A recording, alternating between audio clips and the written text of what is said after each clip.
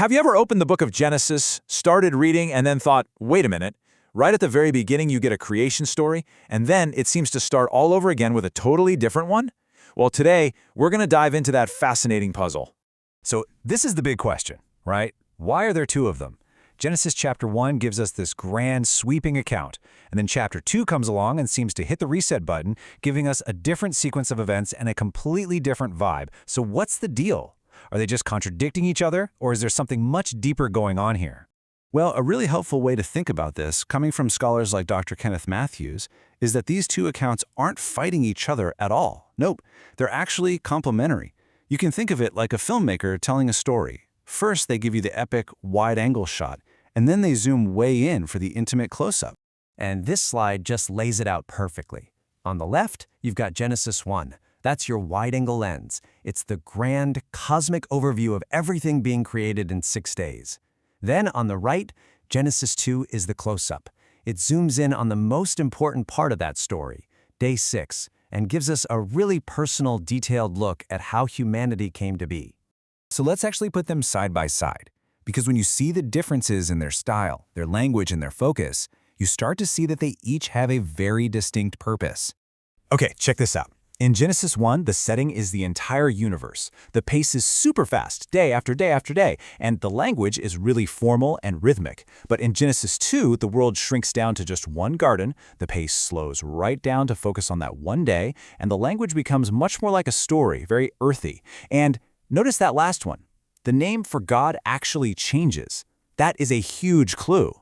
Yeah, that difference in God's name isn't just a random choice. It's actually central to understanding what each account is trying to tell us.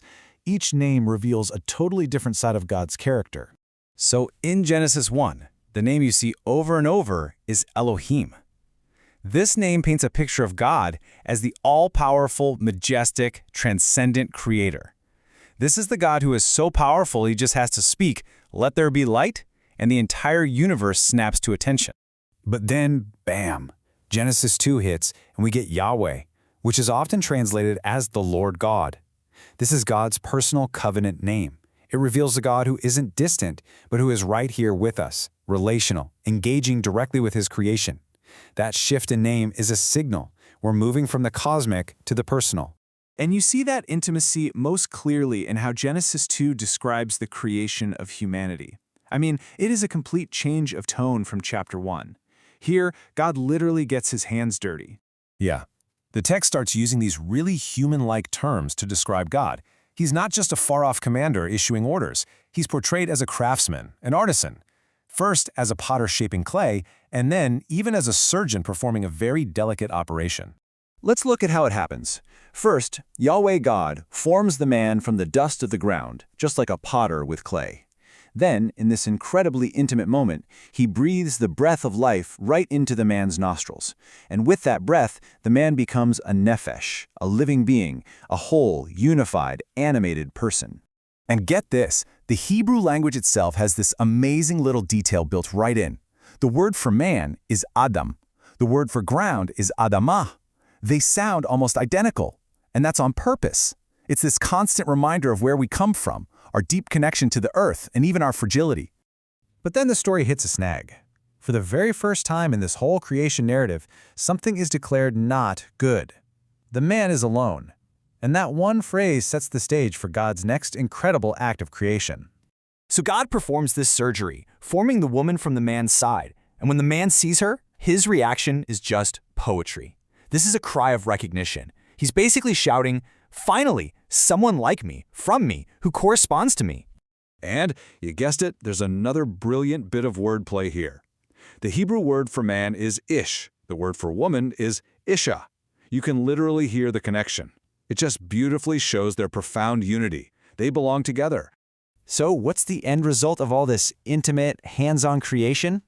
You get a world of perfect, unbroken harmony.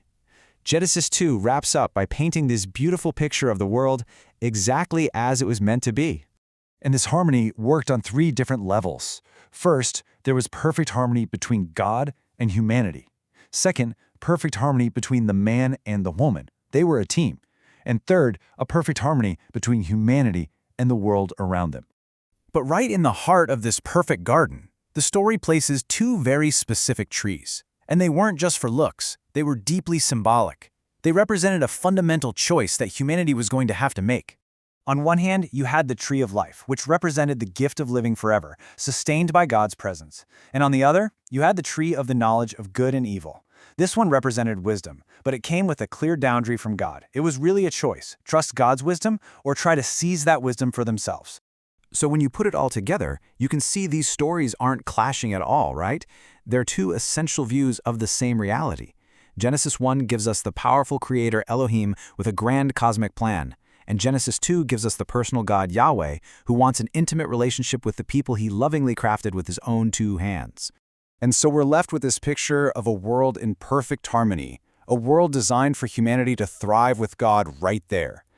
Which leads to one giant, obvious question: what on earth could possibly go so wrong?